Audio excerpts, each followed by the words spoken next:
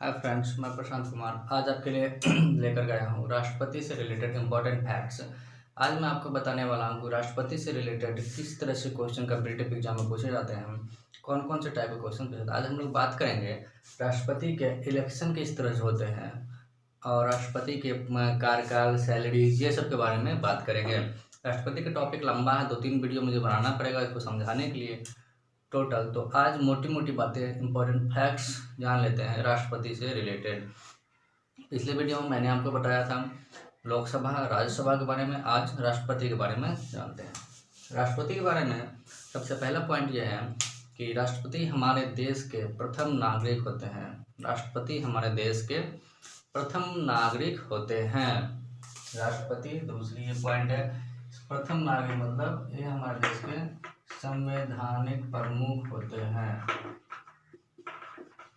राष्ट्रपति हमारे देश के संवैधानिक प्रमुख होते हैं। इसका मतलब है कि संविधान में सबसे पहला जो जिक्र किया गया है वो राष्ट्रपति का किया गया है। हमारे देश में संविधान के अनुसार हमारे देश में सबसे ज़्यादा पावरफुल राष्ट्रपति होते हैं। कहने को राष्ट्रपति सबसे ज़्यादा पावरफुल होते हैं, लेकिन सारे काम प्रधानमंत्री करते हैं। सारी पावर्स प्रधानमंत्री के हाथ में होती है। राष्ट्रपति हमारे देश के प्रथम नागरिक होते हैं और प्रधानमंत्री हमारे देश के द्वितीय नागरिक होते हैं। राष्ट्रपति के बाद प्रधानमंत्री का नंबर आता है।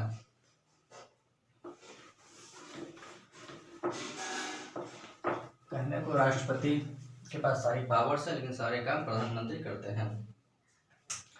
तो राष्ट्रपति की कुछ योग्यताएं हैं कि राष्ट्रपति के लिए कौन खड़े हो सकते हैं।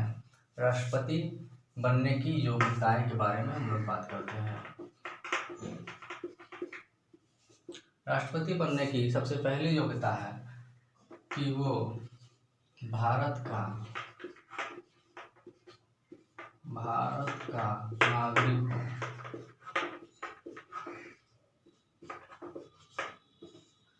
पहला कंडीशन है राष्ट्रपति बनने के लिए वो भारत का नागरिक हो। दूसरा कंडीशन 35 ईयर से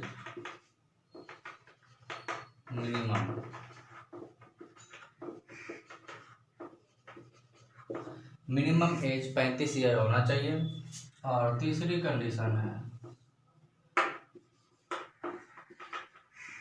लाभ के पद पर नहीं हो।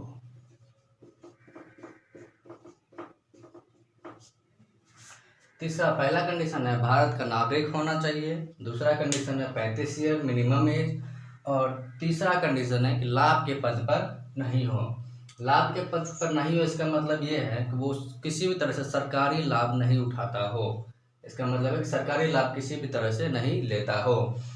तो लाभ के पद पर 4 ऐसे पोस्ट हैं जो लाभ के पद पर रहते हुए भी वो, यानी कि लाभ के पद पर वो नहीं आते। लाभ के अंतर्गत 4 ऐसे पोस्ट हैं जो लाभ के पद के अंतर्गत नहीं आते हैं। वो 4 हैं। पहला नंबर है प्रेसिडेंट का पद, हमारे देश के राष्ट्रपति का पद। दूसरा है वाइस प्रेसिडेंट,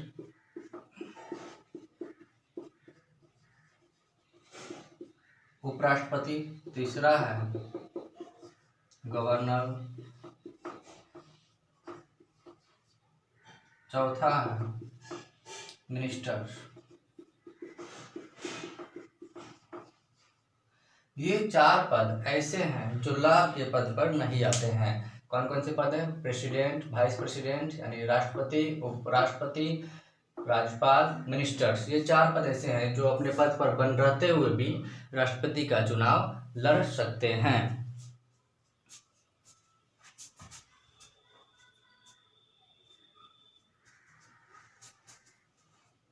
ये 4 पद ऐसे हैं जो लाभ के पद पर रहते हुए राष्ट्रपति का चुनाव लड़ सकते हैं। चलिए आगे देखते हैं।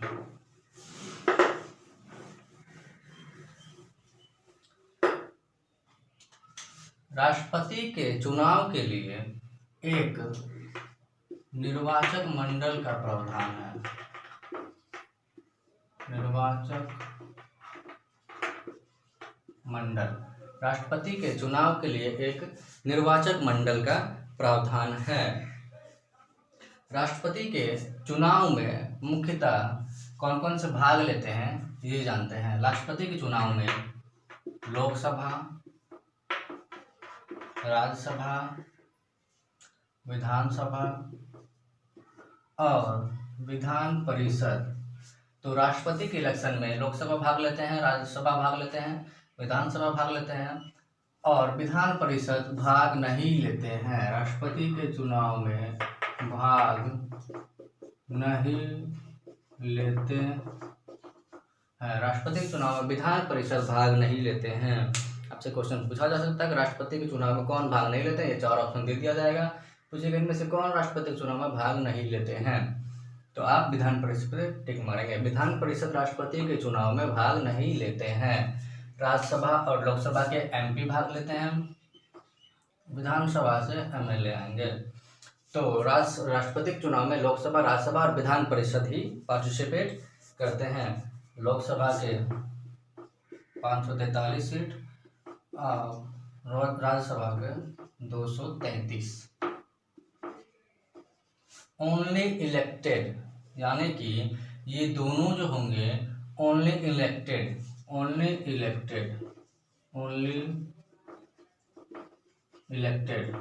Not nominated.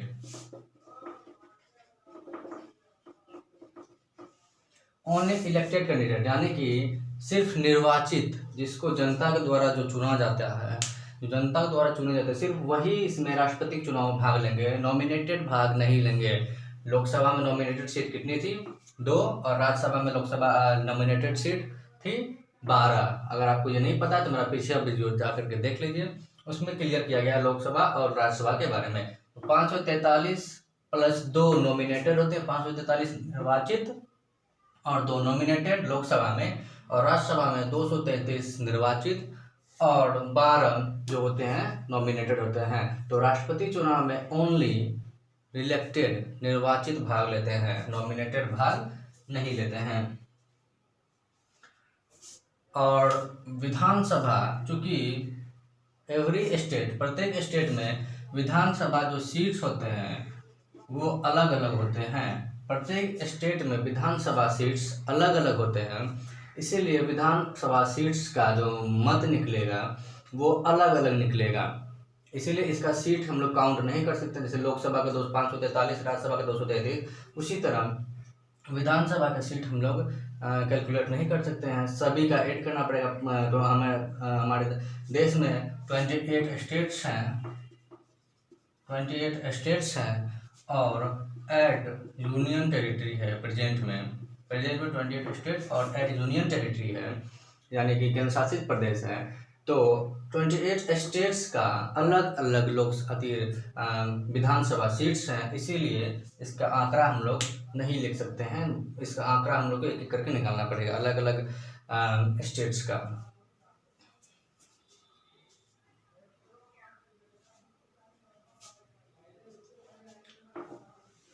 चलिए आगे बात करते हैं।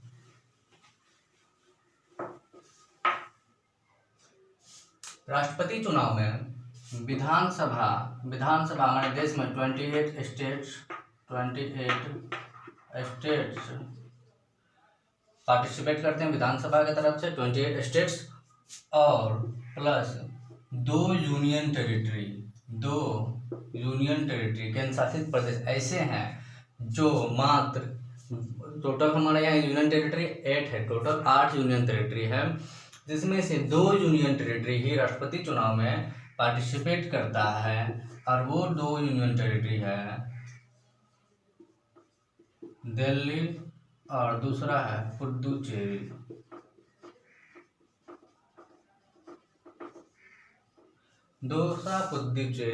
दिल्ली और पुडुचेरी, ये दोनों यूनियन टेरिटरी मात्र कैसे हैं जो राष्ट्रपति चुनाव में भाग लेते हैं। ये दोनों यूनियन टेरिटरी में चीफ मिनिस्टर्स बनाए जाते हैं, विधानसभा सीट्स हैं। बाकी सब में चीफ मिनिस्टर्स नहीं बनाए जाते हैं। बाकी जो 6 यूनियन टेरिटरी वहाँ पे जो नहीं बनाए जाते हैं चीफ मिनिस्टर्स। मात्र यही 2 अभी तक प्रेजेंट में यूनियन टेरिटरी जो राष्ट्रपति चुनाव में पार्टिसिपेट करते हैं। एक चीज़ यहाँ है कि अभी हमारे देश में जो हमारे देश से जो एक अलग अंग था, जहाँ की संविधानें अलग थी, वो जम्मू कश्मीर, वहाँ से 370 धारा हटा लिया गया है। और जम्मू कश्मीर से 370 धारा हटाने के बाद वहाँ जम्मू कश्मीर पहले स्टेट्स था, इसीलिए हम लोग 29 स्टेट्स काउंट किया जाता था। बट अब जो है 28 स्टेट्स है और जम्मू कश्मीर को यूनियन टेरिटरी में बना दिया गया है। जम्मू कश्मीर स्टेट्स को डिवाइड करके 2 यूनियन टेरिटरी, एक जम्मू एंड कश्मीर और दूसरा यूनियन टेरिटरी है लद्दाख। दूसरा first union territory Jammu Kashmir, दूसरा लद्दाख। तो जम्मू कश्मीर में जम्मू कश्मीर में जो है हो सकता है फ्यूचर में कि यहाँ पे चीफ मिनिस्टर बनाया जाए, क्योंकि अब यहाँ पे राज्यपाल शासन लागू है, यहाँ पे चीफ मिनिस्टर सभी नहीं है, चुनाव नहीं हुए। तो अगर यहाँ पे चुनाव होता है तो राष्ट्रपति के चुनाव में तीसरा यूनियन टेरिटरी जम्मू कश्मीर बनेगा, जो राष्ट्रपति के चुनाव में पार्टिसिपेट करेगा। अभी जम्मू कश्मीर के लेफ्टिनेंट गवर्नर है मनोज सिन्हा।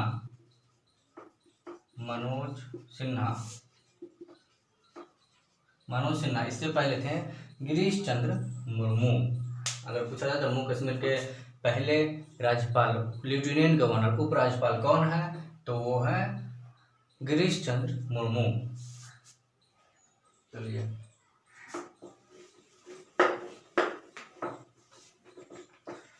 राष्ट्रपति के उम्मीदवार के लिए कुछ कंडीशन है।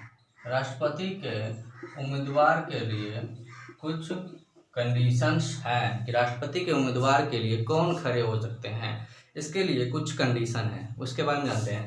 राष्ट्रपति के चुनाव में जो खड़े हो सकते हैं, जो खड़े हो सकते हैं उसको लोकसभा, राज्यसभा, विधानसभा किसी में से किसी भी 5 मेंबर का, किसी भी 50 मेंबर का नाम, अगर कोई 50 जैसे कि एमएलए, एमपी, किसी के नाम का प्रस्ताव कर देते हैं 50 मेंबर, 50 एमएलए एमपी मिल करके किसी का नाम अगर फॉरवर्ड कर देते हैं आगे कि ये राष्ट्रपति चुनाव के लिए काबिल है, उम्मीदवार बन सकता है, खड़ा हो सकता है, तो वो राष्ट्रपति चुनाव के लिए खड़ा हो सकता है। कम से कम एमएलए एमपी का सपोर्ट 50 और 50 उसके नाम का अनुमोदन करता हो। अनुमोदन मतलब कि सहमति 50 उसके नाम का प्रस्ताव रखता हो और 50 उसको सहमति देता हो, टोटल 100, तो वो राष्ट्रपति पद के उम्मीदवार के लिए खड़ा हो सकता है। ऐसे खड़ा नहीं हो सकता है। ठीक है। अब राष्ट्रपति का जो इलेक्शन होता है वो किस तरह से होता है उसके बारे में जानते हैं। राष्ट्रपति के इलेक्शन के लिए कुछ फॉर्मूले हैं। राष्ट्रपति के इलेक्शन में एमएलए और एमपी दोनों का अलग अलग मत निकाला जाता है, दोनों का वोट अलग अलग काउंट किया जाता है। तो पहले एमएलए के मत का मूल का फॉर्मूला जान लेते हैं। एमएलए के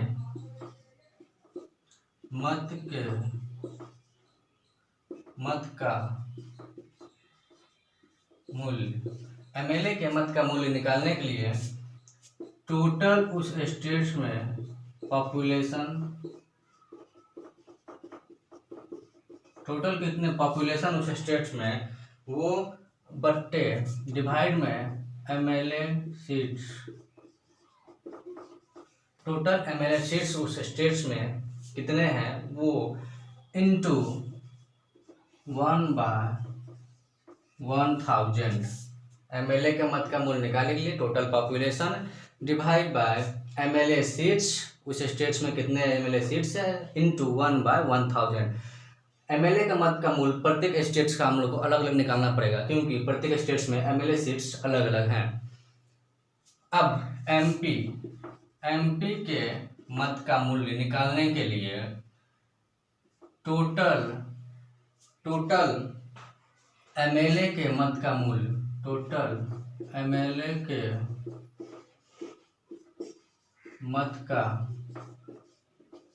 मूल्य डिवाइड बाय 543 प्लस 233। 543 प्लस 233 क्या है, लोकसभा और राज्यसभा की सीटें, ओनली इलेक्टेड। एमपी का सीट्स निकालने के लिए टोटल एमएलए के मत का मूल्य, यहाँ से टोटल एमएलए, टोटल 28 स्टेट का एमएलए प्लस 2 यूनियन टेरिटरी, तो टोटल हो गए 30, टोटल 30 स्टेट्स यानी 28 स्टेट्स और 2 यूनियन टेरिटरी। तो एमएलए का मत का मूल्य निकालने के लिए टोटल पॉपुलेशन उस स्टेट्स में कितने पॉपुलेशन है divide by MLA seats into 1000, और एमपी की सीट्स निकालने के लिए टोटल एमएलए का मत का मूल्य, एमएलए का जो मत का मूल्य निकलेगा टोटल एमएलए 28 स्टेट्स का और 2 यूनियन टेरिटरी का टोटल एमएलए के मत का मूल्य डिवाइड बाय 543 प्लस 233।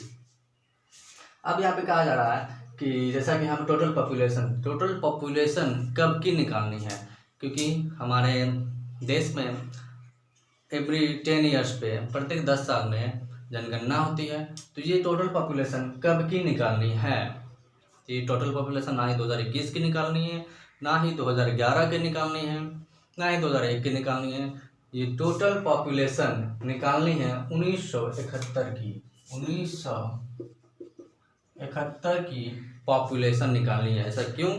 क्योंकि इसके पीछे कहानी है, उसके बारे में जान लेते हैं। 1971 में जब इंदिरा गांधी की सरकार थी तो उस टाइम में पॉपुलेशन लगातार तेज़ी से बढ़ती जा रही थी और जो ज़रूरी सामान है वो कम पड़ती जा रही थी।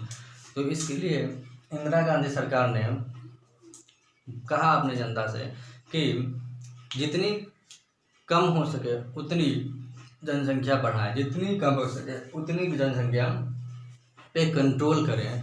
और तभी एक नारा दिए, हम दो हमारे दो। तो इस पर लागू करके साउथ इंडिया जो थे वो काफ़ी हद तक अपने जनसंख्या को कंट्रोल कर लिए, और जो नॉर्थ इंडिया थे बिहार, बंगाल, उड़ीसा, झारखंड, ये सब जो है इस पे कंट्रोल नहीं किए और उनकी जनसंख्या लगातार बढ़ती रही। तो ऐसे में जब राष्ट्रपति चुनाव में एमएलए का मत का मूल्य जब गिना जाता है तो ऑब्वियस सी बात है जहाँ पे जनसंख्या ज़्यादा ही होंगी वहाँ पे एमएलए सीट्स अधिक होंगे और एमएलए के मत का मूल्य आंकड़ा ज़्यादा जाएगा। और ऐसे में साउथ इंडिया के लोगों ने प्रोटेस्ट किया कि हम लोगों ने आपके कहने पे जनसंख्या कम कर दिया और अभी हम पीछे पड़ रहे हैं क्योंकि मेरे यहाँ जनसंख्या कम है, तो एमएलए का मत का मूल्य जो राष्ट्रपति चुनाव में होता है वो ऑब्वियस ही आंकड़ा मेरा कम जाएगा, और जहाँ पे जनसंख्या ज़्यादा है तो आंकड़ा अधिक जाएगा। तो तभी सरकार ने डिसाइड किया कि इन लोगों के साथ क्यों इन लोग के मन में कुछ रहे, तभी सरकार ने कह दिया कि 2026 तक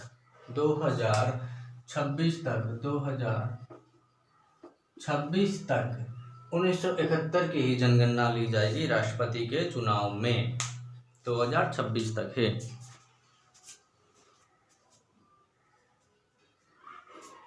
तो 2026 तक ही राष्ट्रपति के चुनाव में जो जनगणना जो पॉपुलेशन ली जाएगी 1971 की ली जाएगी। ये इसके पीछे कहानी है।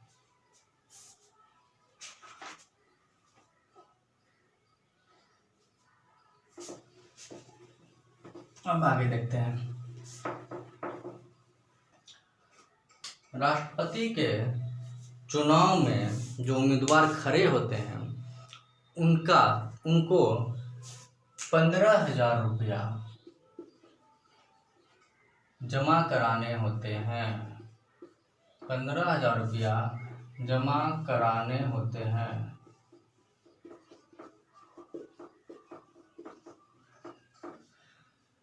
जो राष्ट्रपति पद के उम्मीदवार होते हैं उनको 15,000 रुपया जमा कराने होते हैं, और ये 15,000 रुपया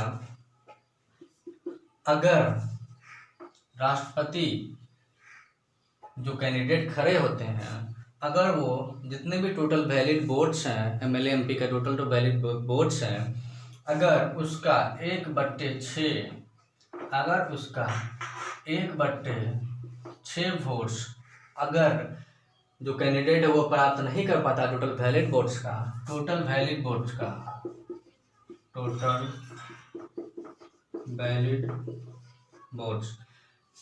1/6 प्राप्त नहीं कर पाता है तो ऐसी स्थिति में जो कैंडिडेट है उसका 15,000 रुपया जब्त कर लिया जाएगा, और वो 15,000 रुपया चले जाएगा आरबीआई के पास, रिजर्व बैंक ऑफ इंडिया के पास, जिसका हेडक्वार्टर मुंबई में, स्थापना 1 अप्रैल 1935 को। और 15,000 रुपया जो जब्त हो जाएगा वो चले जाएगा सीधे सीधे RBI के पास, अगर टोटल वैलिड वोट्स का 1/6 वोट्स भी उसको प्राप्त नहीं होता है।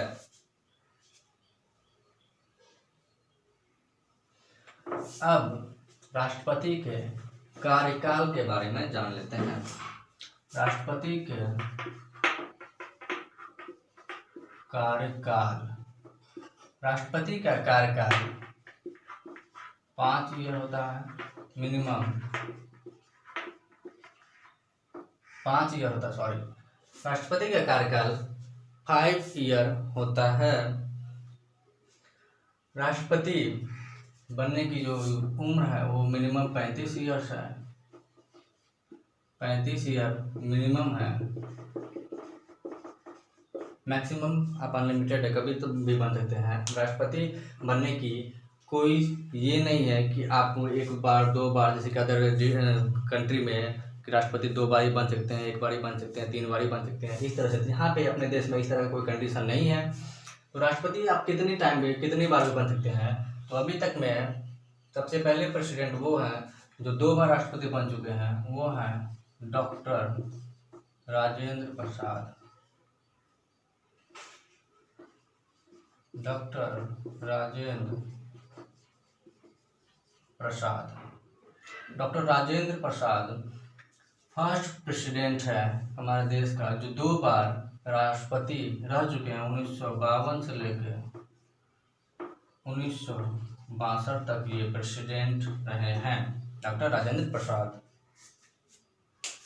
राष्ट्रपति के सैलरी के बारे में जान लेते हैं। राष्ट्रपति के सैलरी के बारे में, राष्ट्रपति के जो सैलरी होता है 5 लाख पर मंथ इनको मिलता है। राष्ट्रपति को 5 लाख पर मंथ सैलरी मिलता है। और इनके सैलरी के बारे में सबसे बड़ी इम्पोर्टेंट पॉइंट ये है कि इनके सैलरी पर कोई टैक्स नहीं लगता है, नो टैक्स, टैक्स फ्री। हमारे देश में सिर्फ राष्ट्रपति का ही एक सैलरी है जिस पे कोई टैक्स नहीं लगता है। ये एग्जाम में क्वेश्चन पूछा जाता है, पूछा भी गया है कि ऐसा कौन से पद हैं जिनका सैलरी पे कोई टैक्स नहीं लगता है। वो है राष्ट्रपति का पद, जिन पर कोई टैक्स नहीं लगता है।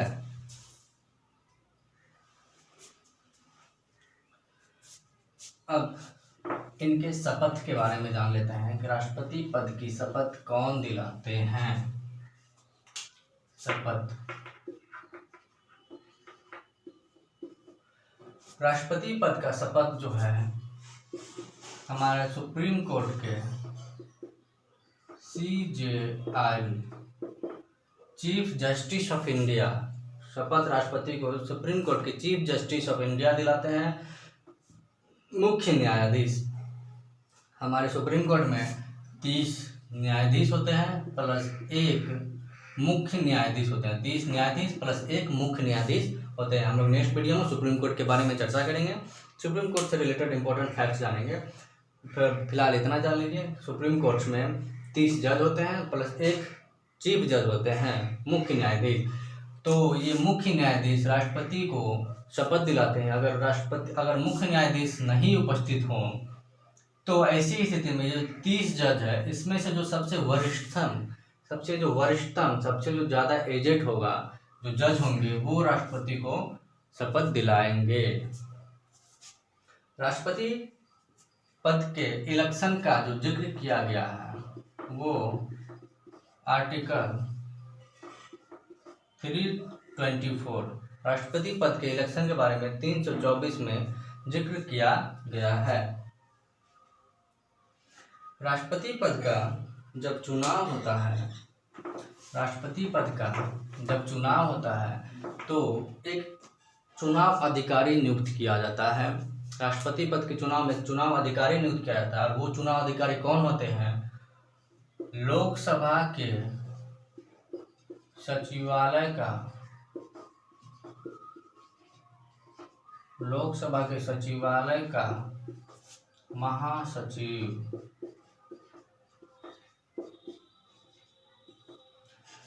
राष्ट्रपति पद का जो इलेक्शन के जो ऑफिसर होते हैं, इलेक्शन अधिकारी होते हैं, वो कौन होते हैं, इम्पोर्टेंट फैक्ट्स है।